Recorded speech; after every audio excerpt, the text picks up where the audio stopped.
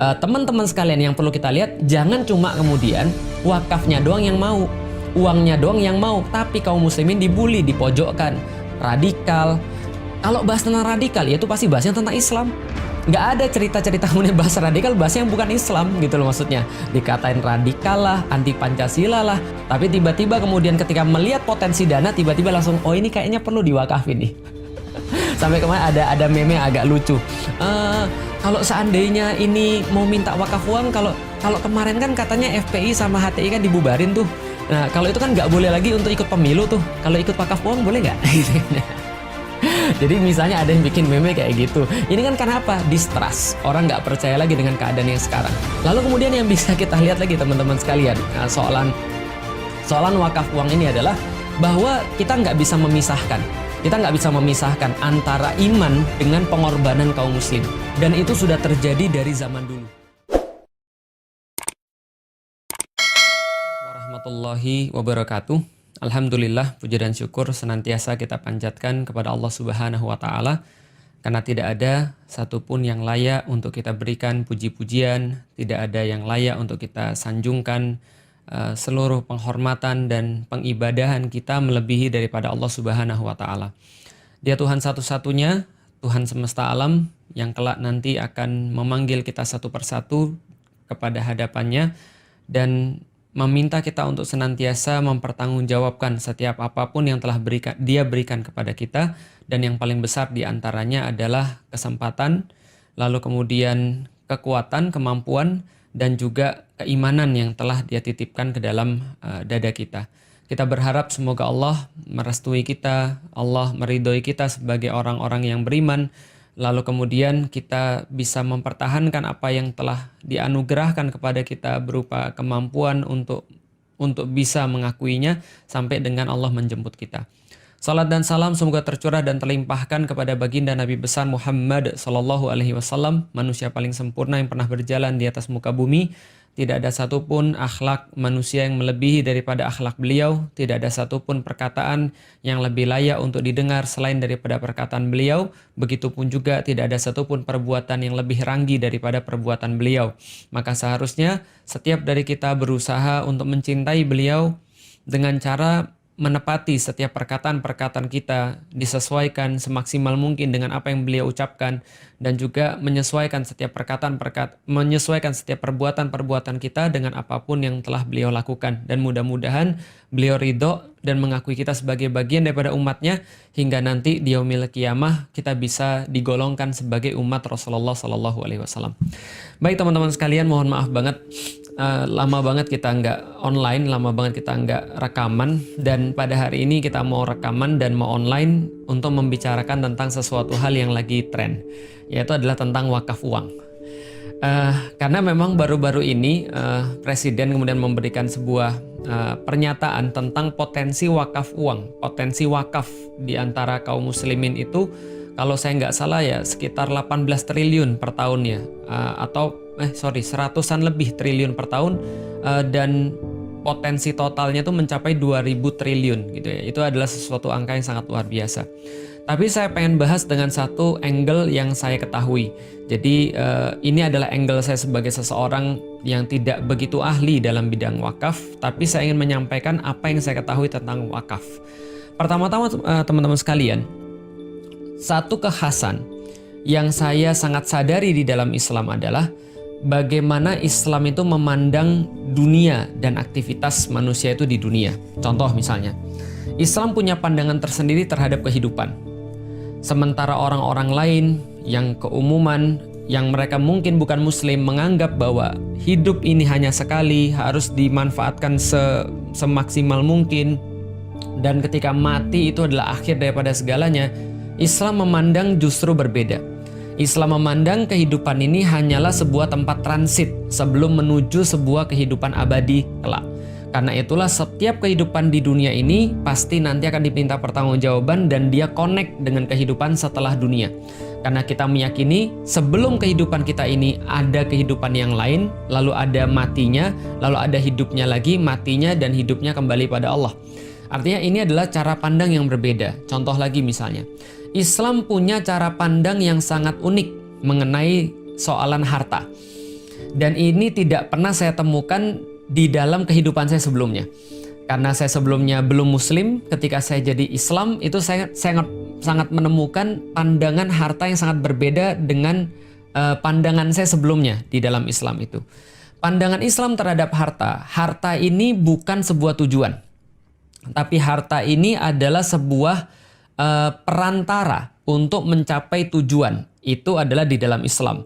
Sehingga di dalam Islam itu orang yang paling dermawan atau orang yang paling kaya bukan ditentukan daripada berapa harta yang dia dapat, tapi berapa harta yang dia keluarkan. Bukan ditentukan juga hanya dengan berapa harta yang dia dapat dan dia keluarkan, tapi dari mana dia dapat dan kemana dia keluarkan. Apakah untuk tujuan yang baik atau tidak baik. Dan menariknya adalah, walaupun Islam menganggap bahwa harta ini salah satu bagian yang sangat penting untuk menuju tujuan yang kita inginkan, tapi Islam tidak pernah untuk menilai seseorang keutamannya itu dari harta. Contoh misalnya, Rasulullah Shallallahu Alaihi Wasallam itu punya doa, dan kadang-kadang kaum muslimin itu kan banyak berdoa. Tapi doa kaum muslimin itu nggak ada yang doa yang satu ini kayaknya. Bukan nggak ada sih, jarang mungkin yang berdoa dengan doa Rasul yang satu ini. Bagaimana doa Rasulullah? Ya Allah, matikan aku sebagai orang miskin dan bangkitkan aku bersama dengan orang-orang yang miskin. Nah itu kan gak ada di antara kita yang berdoa kayak gitu.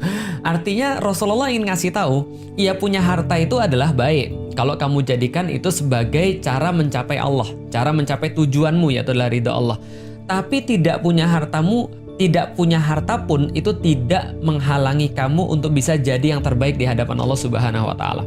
Buktinya Rasulullah Shallallahu Alaihi Wasallam, beliau itu berdoa dengan cara seperti itu. Beliau hidup dengan seadanya, tidur dengan kasur itu pelepah kurma, yang ketika beliau bangun itu beliau punya bekas-bekas di punggungnya. Beliau senantiasa hidup berkecukupan, bersahaja di satu bedeng yang itu sangat sempit bersama dengan istrinya.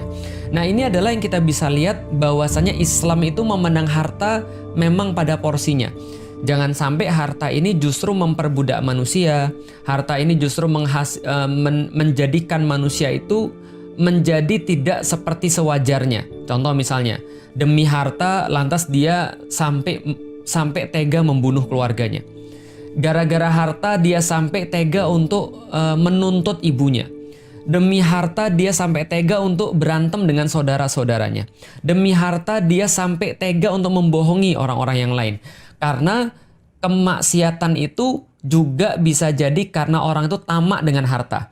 Makanya kita bisa tahu kan ya, bahwasanya kapan dikatakan kaum muslimin itu seperti buih di lautan ketika punya penyakit wahan. Apa itu penyakit wahan? Hubud dunya wa karahiyatul maut.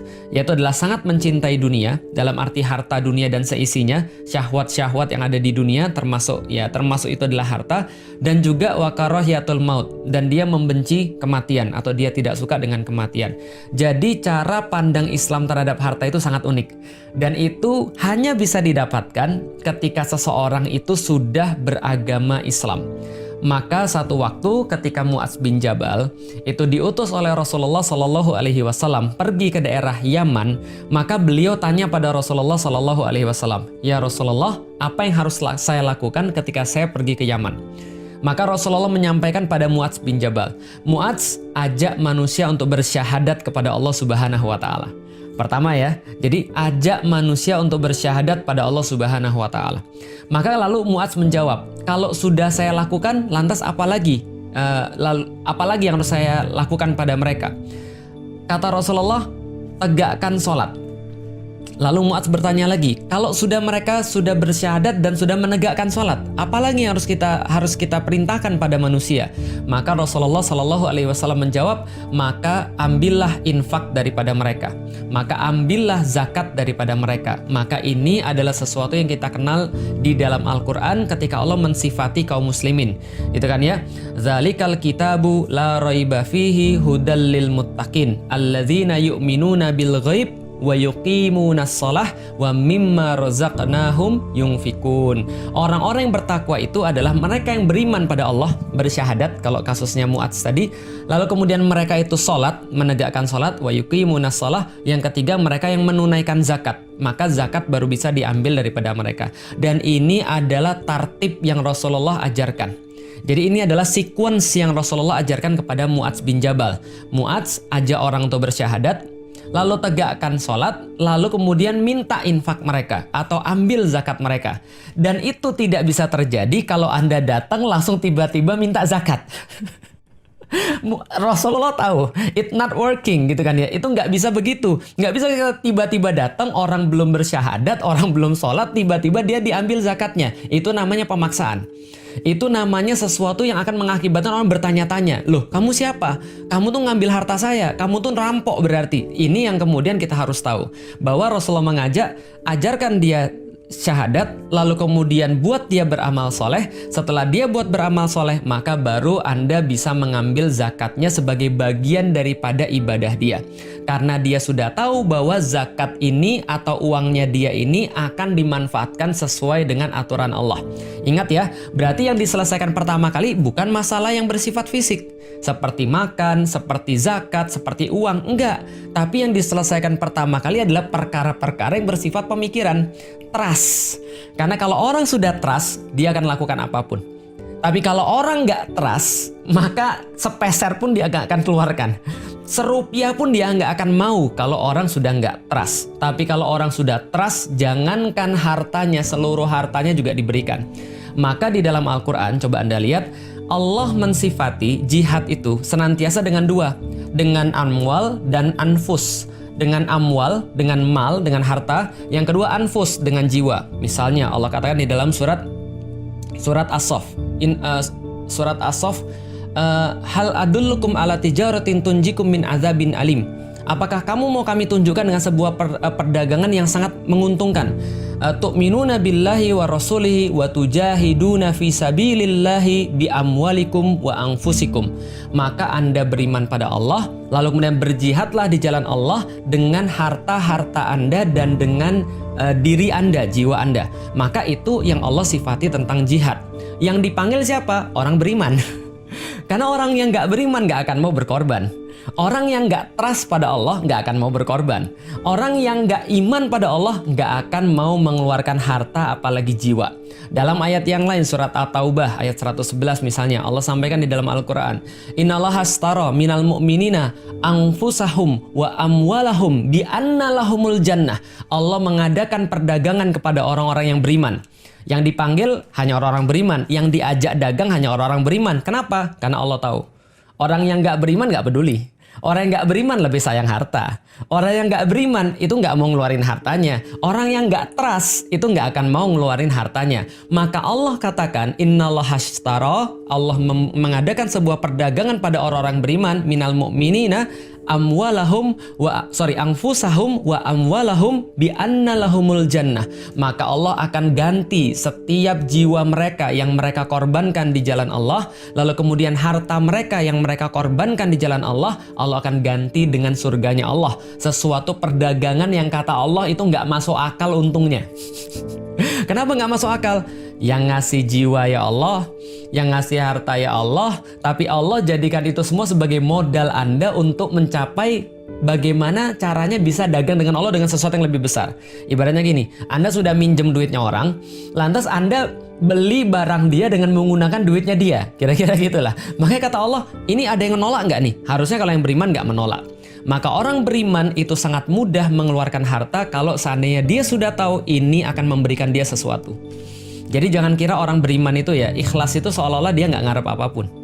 Jangan kira orang beriman tuh nggak ngarep ketika dia ngeluarin sesuatu. Dia ngarep banget. Apa yang dia ngarepin? Dia harapin ridhonya Allah. Dia harapin bahwa Allah menunaikan janjinya. Yaitu ketika dia berikan dengan ikhlas, maka Allah memberikan kepada dia surganya Allah. Maka Allah memberikan dia kenikmatan-kenikmatan. Allah tolak balak daripada dia. Dan seterusnya. Maka orang-orang mukmin tuh ngelihat ini investasi mana yang paling menguntungkan. Maka ketika melihat Utsman bin Affan, ketika perang Tabuk, ini salah satu contohnya. Perang Tabuk itu perang yang sangat sulit. Antum baca nanti di sirah. Perang yang sangat sulit, panasnya luar biasa, dan mereka harus jalan jauh banget, ratusan kilometer untuk menghadapi orang-orang Romawi. Tapi ketika Rasulullah SAW berkata, siapa yang mau untuk infak? Siapa yang mau untuk berderma di jalan Allah? Siapa yang mau untuk membiayai kemudian peperangan ini? Utsman bin Affan langsung angkat tangan dan bilang, saya nanggung sepertiga ekspedisi ini.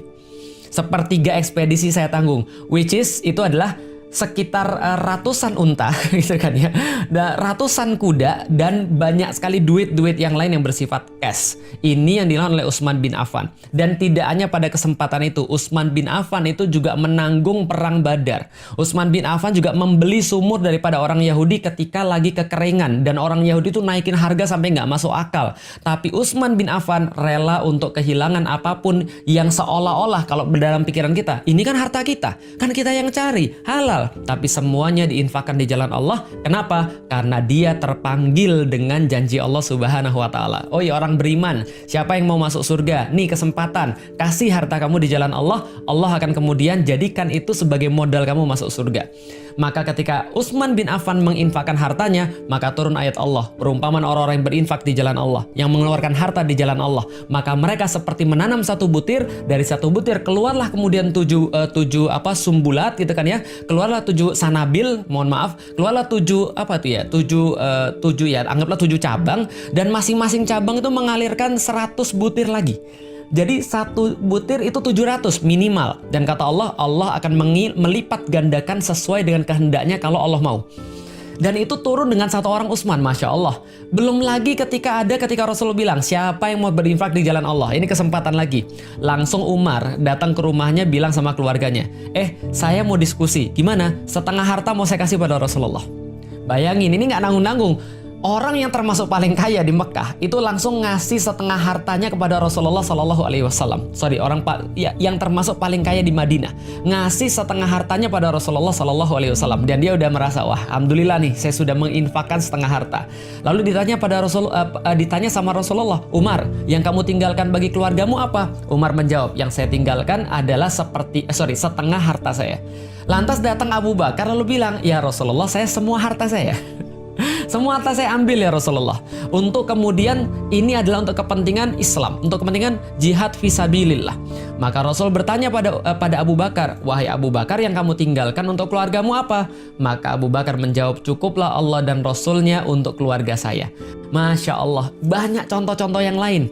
Abdurrahman bin Auf dengan infaknya dan segala macamnya. Ini semua adalah contoh kedermawanan kaum muslim yang saya pikir tidak pernah tertandingi oleh umat-umat manapun. Kenapa? Karena motivasi mereka untuk mengeluarkan uang bukan hanya motivasi sendiri, bukan hanya motivasi investasi, bukan hanya motivasi duniawi yang hanya mati selesai, yang hanya kalau misalnya kita sakit nggak bisa lagi kita nikmati. Tapi ini investasinya adalah investasi perdagangan dengan Allah.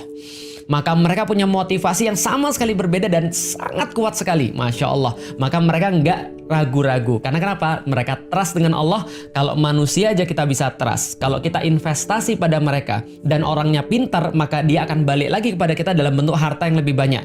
Apalagi investasinya dengan Allah. Nah, investasi dengan Allah ini banyak. Mulai dari sedekah, lalu kemudian apalagi zakat, wakaf. Ini semuanya investasi pada Allah. Khususnya wakaf. Kenapa? Karena wakaf adalah yang diartikan oleh ulama sebagai amal jariyah. Amal yang mengalir walaupun kita sudah nggak ada. Karena kata Rasulullah, setelah mati seorang anak Adam, maka terputus semua amalnya kecuali 3. Anak yang soleh, lalu kemudian ilmu yang bermanfaat, yang ketiga adalah sodakoh jariyah atau amal jariyah, atau menurut orang-orang para ulama disebut dengan wakaf. Artinya wakaf ini apa? Seseorang itu memberikan hartanya lalu kemudian dihentikan. Wakaf artinya kan berhenti, dihentikan harta itu untuk dimanfaatkan, dikembalikan harta itu pada Allah, dalam tanda kutip ya, semuanya memang punya Allah kan. Jadi dia kembaliin. Contoh misalnya, saya punya tanah, ini saya hentikan kemanfaatannya buat saya dan saya berikan semuanya untuk Allah. Jadi kalau orang sudah berwakaf itu sudah miliknya Allah, balik lagi, sehingga nggak lagi milik individu. Tanah wakaf itu bukan lagi milik individu, tapi sudah dikembalikan menjadi milik Allah. Artinya dia dimanfaatkan untuk kepentingan umat. Lah, kalau ada yang mengatakan selama ini wakaf digunakan untuk kepentingan ibadah saja, pengertian ibadahnya kayak apa? Apakah ibadahnya cuma membangun tempat sholat? Apakah ibadahnya cuma membangun masjid? Apakah ibadah itu cuma untuk sholat? Enggak. Justru wakaf itu adalah untuk pemanfaatan segala sesuatu untuk kepentingan kaum muslimin. Bisa jadi wakaf air, bisa jadi wakaf masjid, bisa jadi wakaf pesantren, bisa jadi bahkan wakaf Quran gitu kan ya. Bisa jadi bahkan wakaf kamera. Ini Ada sahabat saya, dia punya uang 50 juta. Lalu dia nanya, yang terbaik apa nih dimanfaatkan? Saya bilang wakafin. Wakafin di mana? Beli kamera, cari orang yang bisa buat konten-konten Islam, biayai mereka buat konten-konten Islam, maka selama video video itu ditonton sama orang, maka Anda ngalir pahalanya ke situ. Itu jauh lebih enak gitu kan ya. Kenapa? Daripada kita dakwah sendiri, lebih baik kita kemudian wakafin kamera. Saya sendiri, saya punya 3 kamera, 2 saya wakafin, 1 kemudian saya gunakan untuk pribadi kan gitu kan ya. Jadi saya dapat juga kalau seandainya ada orang yang bikin konten lalu kemudian orang-orang ngelihat dan mendapatkan manfaat.